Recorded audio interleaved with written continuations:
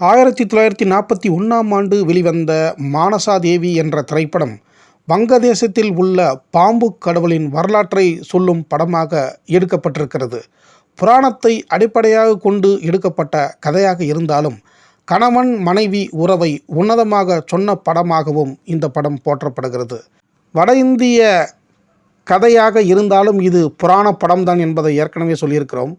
அந்த புராணமும் முழுக்க முழுக்க இந்த திரைப்படத்தில் இந்தி மற்றும் சமஸ்கிருதத்தில் அடிக்கடி வசனங்கள் வைக்கப்பட்டதால் இந்த படம் மக்களுக்கு புரியாமல் போனதுடன் பெரிய அளவில் வெற்றியை பெறவில்லை என்றே சொல்லப்படுகிறது.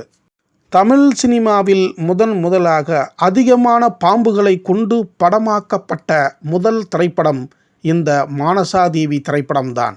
இதற்காக இந்த திரைப்படம் நடக்கும் படப்பிடிப்பு அரங்கங்களில் பாம்பாட்டிகளின் வருகை அதிகமாகவே இருந்திருக்கின்றது.